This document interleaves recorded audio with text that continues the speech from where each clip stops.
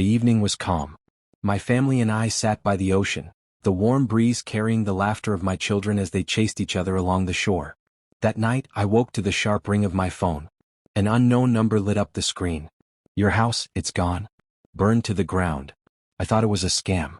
Just another cruel trick from some stranger. I hung up without a second thought. But when we came back home, there was nothing left. Only blackened walls and ashes. The smell of smoke still hung heavy in the air, mixed with something else. Something that told me this was no accident. I stood in the ruins, my shoes crunching over shattered glass and charred debris. The fire had spared nothing. Not the photographs, not the furniture, not even the thick oak beams my father and I had installed years ago. Everything was gone. But the smell, it wasn't just smoke. There was a bitter, chemical sting that clung to the air, the kind I'd only smelled once before, on the night the factory in the next town had burned down. That fire had been no accident either. A figure moved at the edge of my vision. A neighbor, Mrs. Kessler, wrapped in a thin robe, clutching a mug of coffee like a lifeline. Her eyes darted over my shoulder before meeting mine. "They were here last night," she whispered. "Who?" She hesitated, her knuckles whitening around the mug. "Two men. Black truck. Parked just down the street. I thought they were with you." My stomach tightened. I hadn't been home in 3 days. Whoever they were, they'd come for a reason. And they'd made sure nothing was left. I didn't say a word. I just looked at the blackened skeleton of my home, the place where my children had taken their first steps, and I made a promise, one I intended to keep. The fire marshal arrived just after sunrise, his boots leaving deep impressions in the damp soil. He spoke in that practiced monotone officials use when they've already decided what you're supposed to believe. "Electrical fault," he said, glancing at his clipboard instead of the ruins. "Old wiring. These things happen."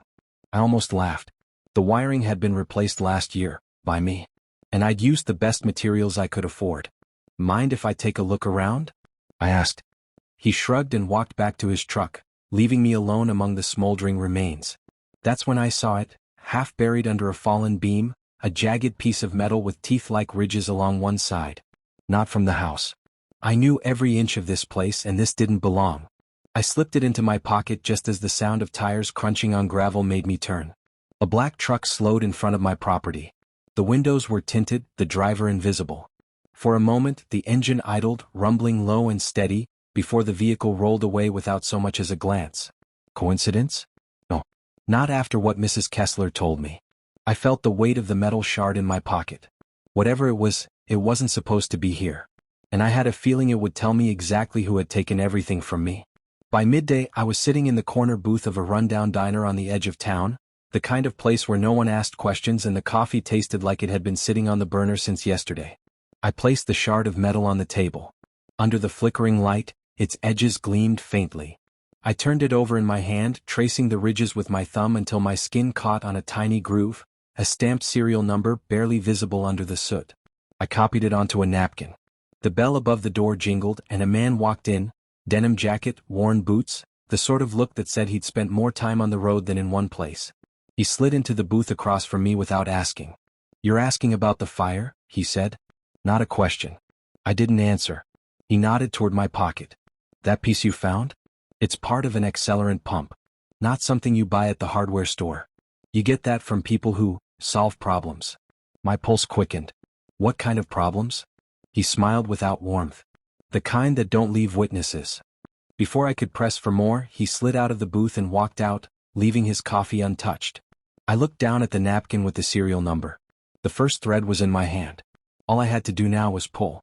That evening, I sat in my truck in the far corner of a dimly lit parking lot, the napkin with the serial number resting on the dashboard. The diner man's words kept circling in my head. People who solve problems.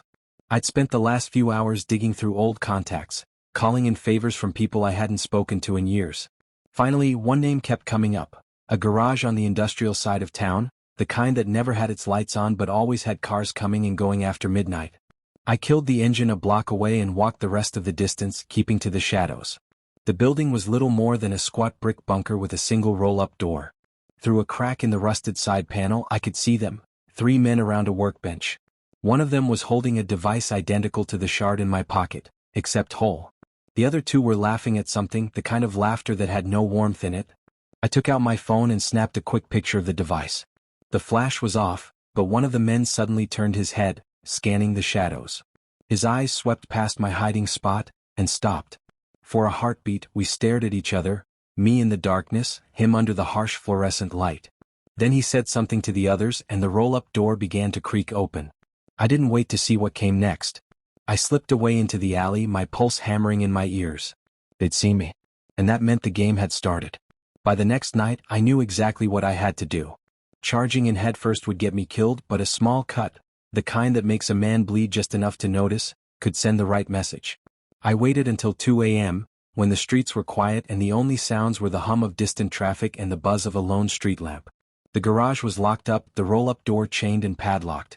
It took less than 30 seconds to pick the lock. Inside, the air reeked of oil, gasoline, and that same bitter chemical from the ruins of my home. I kept my flashlight low, scanning the benches until I saw it, a box full of the accelerant pumps. 10 of them, neatly packed, ready for delivery. I took one and smashed it on the floor, letting the sharp edges scatter like teeth. From my pocket, I pulled out an old family photo I'd salvaged from the rubble, the only thing the fire hadn't completely destroyed. I placed it on the workbench, weighted down by the broken shard.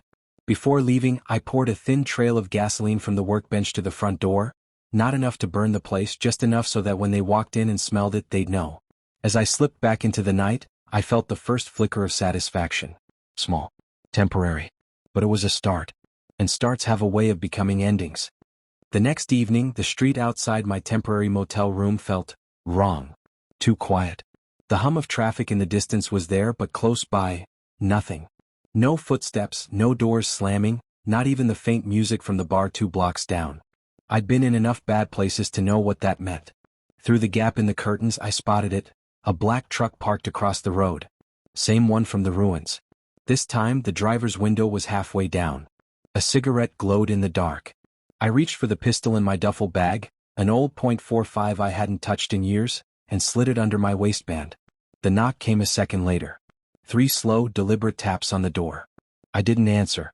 The silence stretched, then the knock came again, louder. Finally, a voice. "Nice picture you left us." My stomach went cold. They'd seen the photo. I stayed quiet. After a long pause, footsteps receded. When I dared to look out the window again, the truck was gone. In its place, taped to the motel door, was a strip of scorched wood, a piece of my old front porch. They weren't just warning me. They were telling me they could get close. By morning, I knew this wasn't a game of cat and mouse anymore. This was a chess match, and they just made their opening move. The problem was, they thought I was the pawn. I went back to the garage that night, but not inside. Instead, I tailed one of the men I'd seen before, tall, broad shoulders, shaved head. He drove a beat-up Chevy van loaded with crates. I followed at a distance, keeping my headlights off until the last possible second. He led me out of town into the hills, to a remote house lit up like a fortress. Cameras on every corner.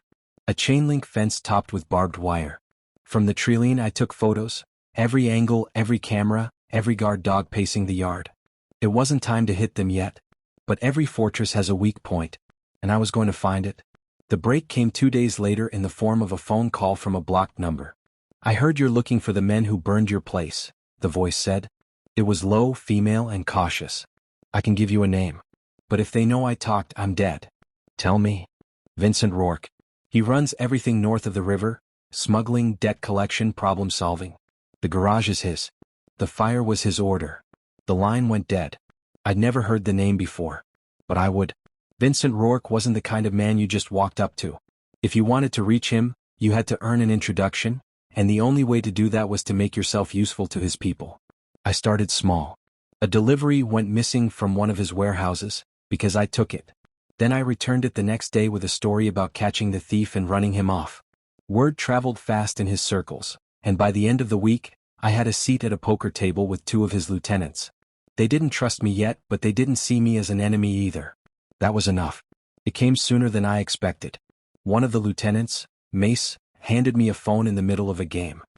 "He wants to talk to you." I put it to my ear. "You've been busy," a deep voice said. "Meet me tomorrow. Bring your best story." The line went dead. Mace smirked. "If he likes you, you work for him. If he doesn't, you don't leave." Rourke's office was inside an old slaughterhouse on the edge of the industrial district. The walls still smelled faintly of blood and bleach. He was taller than I expected, with a calm, deliberate way of speaking that made you listen whether you wanted to or not. "I hear you've got a talent for cleaning up messes," he said. I smiled just enough to hide the truth. "I've been around." His eyes narrowed. "You've also been asking about the fire." The room went still. My hand itched toward the pistol under my jacket, but I didn't move. Finally he leaned back. "I like a man who doesn't scare easy. You're in. But you cross me and you burn like your house did." Over the next week I played the part: jobs, errands, quiet compliance. All the while I gathered what I needed: the layout of his operations, names, schedules, the location of the accelerant pumps. It all came down to one night. While his men were out on a run, I planted small-time charges in the warehouse where he kept his vehicles. Nothing that would kill, but enough to cripple his network. And in his private office I left something just for him: the charred piece of wood from my porch, wrapped in the same napkin with the serial number from the shard. The explosions lit the night sky from miles away. By the time Rourke's men returned, half the warehouse was gone, the other half in flames. Sirens wailed in the distance. I watched from the hilltop, the same hill where I'd first seen my home reduced to ashes. My phone buzzed. Unknown number. I answered. "You think this ends me?" Rourke's voice growled. "No," I said. "This ends when you feel what I felt." There was a pause, then the line went dead. 3 nights later he came for me. Black truck for men. But I was ready. They kicked in the motel door to find nothing but a chair in the center of the room. On it, a photo of my family with a note: "Look behind you." When they turned, the flashbang went off. By the time they could see again, I was there, pistol raised. "You burned my life," I said, voice steady. "Now I burn yours." The rest was fast, loud, and final. I left town before sunrise. No police, no headlines, just silence. Rourke's empire was gone, his men scattered. The road stretched ahead, empty. I didn't know where I was going, but for the first time in months I could breathe. Sometimes revenge doesn't fix what you lost, but it makes sure no one takes it from you again.